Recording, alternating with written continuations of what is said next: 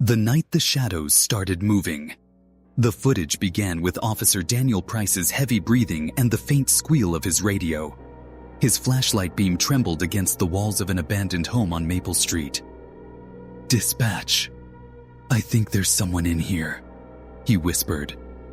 But there wasn't. There couldn't be. The power had been out for hours, the whole block shrouded in darkness except for the weak glow of his Bodycam light. Then, something moved. It wasn't a person, not exactly. The shadow on the far wall stretched upward as if it had just taken a breath. Daniel froze. His flashlight flickered once, twice, and when it steadied again, the shadow had shifted closer. It wasn't matching his movement anymore. It was acting on its own. He backed toward the door, whispering for backup, but the radio was nothing but static. The air felt wrong, thick, humming, charged like before a storm. As he turned, the light swung across the living room. The shadows there seemed alive, rippling along the walls like waves in black water. They were moving toward him. Daniel ran. Outside, the street was pitch dark, every house blacked out, the entire block silent. His boots hit the pavement, but even his footsteps sounded strange, muted, hollow. The camera caught one final image before it cut out. Daniel spinning around as the shadows pulled behind him, rising like smoke. Then, static. That's where the official report ends, but the locals still talk about what happened that night. Earlier that same evening, before anyone knew Officer Price would disappear, the town of Ridgeway had been suffering through its third major blackout in 2 weeks. People blamed the old power grid, the heat wave, maybe even copper thieves. But some residents swore the darkness itself felt different this time. In one house, a woman named Karen Miller was lighting candles for her kids when her youngest Ted, at the wall. "Mom," he said, "why is our shadow moving?" She laughed at first, until she saw it. Her own shadow lifting its arm a second after she did, its fingers bending in a way hers never could. Across town, a retired truck driver named Ed Brewer watched the same thing happen on his porch. The floodlight flickered, and the outline of his rocking chair began to sway. Except he wasn't sitting in it. When he stepped closer, the shadow froze. When he stepped back, it tilted its head. By 10:45 p.m., the emergency lines were jammed. Dozens of people were calling in reports of moving shadows, faces in the dark, and shapes under the door. Police thought it was a prank, a panic caused by the blackout. But then Officer Price's patrol car went silent, and his Bodycam stopped transmitting mid-call. The footage that surfaced later was only 30 seconds long, and it wasn't meant to be public. It was copied from an internal evidence drive before the case was closed. The last frame showed Daniel standing in the middle of Maple Street, his own shadow slowly turning its head to look at him. That was the night the shadows started moving. The morning after Officer Price vanished, Ridgeway felt off. It wasn't fear, not yet. More like confusion laced with unease. The blackout had ended around dawn, but the streets stayed quiet. Kids didn't play outside. Neighbors didn't talk. And no one could ignore the way the sunlight seemed duller, like something was standing between it and the ground. Sheriff Don Reeves arrived at Maple Street by 7 a.m.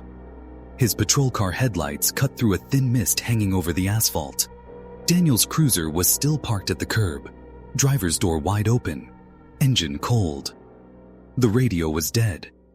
Reeves leaned into the seat and saw Daniel's flashlight on the floorboard, battery drained. Inside the house, it smelled like wet dust and burnt wiring. Every window was covered in soot, but there was no fire. Reeves moved through the narrow hallway, boots creaking on warped floorboards, until he reached the living room. That's when he saw it, the same wall from the Bodycam footage. The wallpaper was torn, the paint beneath it cracked, but what drew his eye was the faint outline of a human shape burned into the plaster. It wasn't smoke or dirt. It was darker, like the shadow itself had been branded there. By noon, the police department had sealed off the street. They told reporters it was for safety inspection. But by evening, even the officers wouldn't stand too close to the house. One of them, a rookie named Jason Hale, said he heard something whispering when he leaned near the window. Not voices exactly, just a sound like words being pulled backward through static. That night, Ridgeway had another blackout. Karen Miller was in her kitchen again when the power cut. She froze, clutching a candle. The silence pressed against her ears. Her youngest son was asleep upstairs, and her daughter, Emily, was standing in the hallway holding a flashlight. "Mom," Emily whispered, "it's doing it again." Karen turned toward the wall and saw their shadows swaying slowly, like they were underwater. Emily raised the flashlight, but the shadows didn't match. They turned their heads the other way, in perfect sync with each other, but opposite from their real movements. Karen grabbed her daughter and ran for the front door, but it wouldn't open. The handle turned, but something cold pressed from the other side, like an unseen hand holding it shut. Then, from the corner of her eye, Karen saw her own shadow peel away from the wall. She screamed. The light flickered, and in the brief strobe between darkness and glow, her shadow took a step toward her. When the power finally came back at 3:17 a.m., the Miller house was empty. Chairs overturned, door wide open, a candle still burning on the kitchen counter. By sunrise, Sheriff Reeves got the call. Another missing family, another blackout. He stared at the case files piling on his desk, the photos from Maple Street, the reports from last night. Something was spreading, and then he noticed the faint dark shape stretching across the corner of his office wall.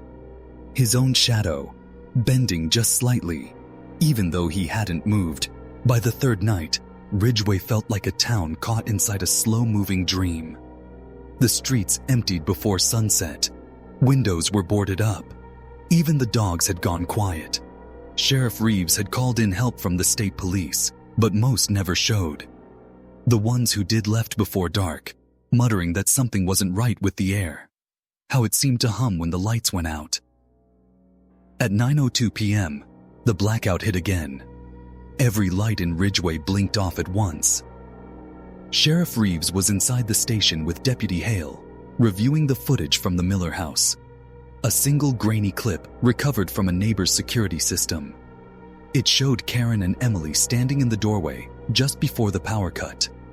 For a split second, their shadows stretched across the porch, long and thin, then split apart, walking the other way. The image froze. Reeves leaned closer. The figures in the footage didn't vanish when the lights went out. They kept moving. The deputy whispered, "Sheriff, what if they're not ours?" Before Reeves could answer, the station lights flickered. Then they went black. Only the glow from the computer screen remained, blue and cold. Reeves reached for his flashlight, but the beam didn't help. Every wall around them seemed to ripple, dark smudges shifting just out of reach. He could see his own shadow trembling on the floor, then detaching, like a curtain being slowly pulled away. He stumbled back. "Hale, move!" The deputy tried to run for the door, but something darker than the dark itself spread across the wall, rising up in a shape that mirrored him perfectly. His shadow lunged first. Hale fell, screaming as his own silhouette wrapped around him, and then flattened as if he'd been erased. Reeves turned the flashlight on himself, desperate to keep the glow steady. The shadow beneath his boots twitched like it was waiting.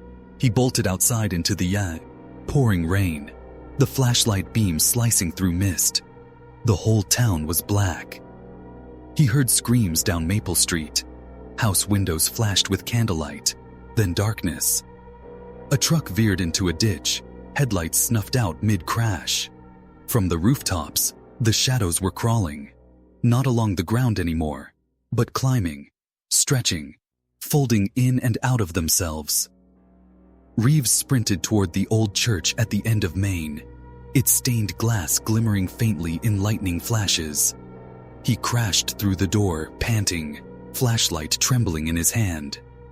Inside, Father Collins was kneeling at the altar, candles burning around him. "I've seen them before," the priest whispered without turning. "Not here. Not for years." Reeves caught his breath. "You knew?" Collins nodded slowly. "They came once before. 1962. Another blackout. The records were sealed."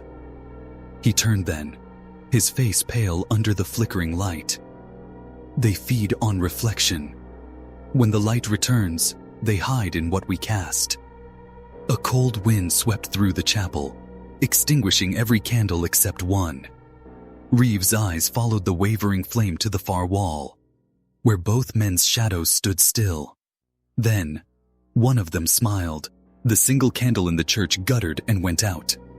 Darkness swallowed the pews, the ceiling, even the air itself. Sheriff Reeves lifted his flashlight, but the beam barely reached more than a few feet before thinning into a fog of black that moved on its own. Father Collins gripped the edge of the altar. "They don't like the dawn," he whispered.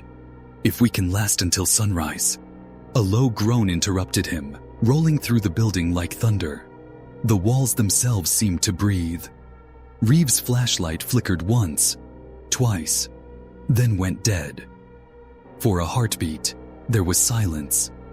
Then a sound began, like footsteps, but coming from every direction at once.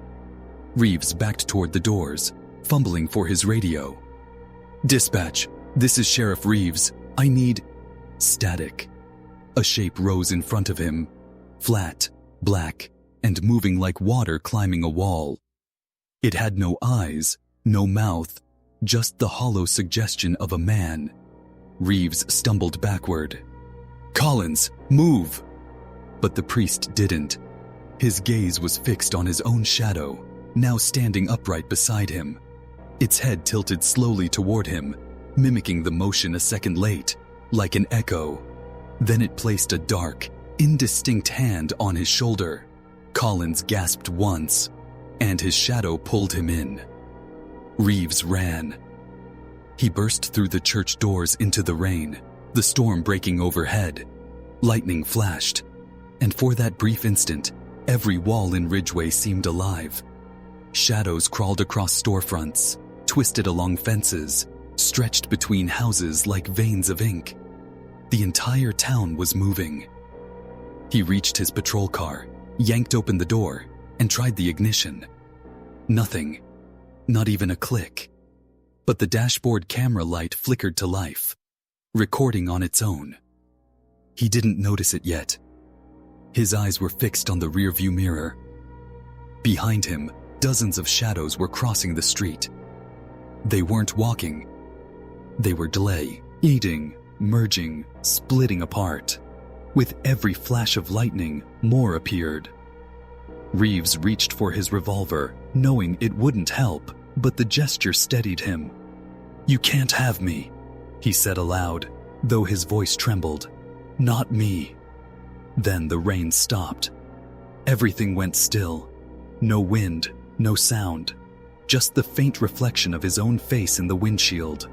And then, from behind that reflection, another face, darker, grinning.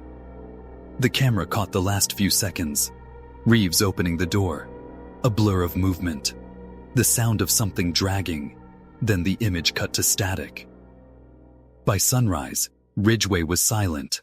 The storm had passed. Power lines were repaired, streets cleared. But every window on Maple Street showed the same thing when the sun rose, silhouettes frozen mid-motion, as if caught trying to escape the light. The town was declared abandoned within the year. No one ever found Reeves, Collins, or the Miller family. The case was sealed and archived under one title only: The Night the Shadows Started Moving. And every so often, when storms sweep through southern Illinois and the lights begin to flicker, residents from nearby towns still swear they see movement on the walls, even when they stand perfectly still.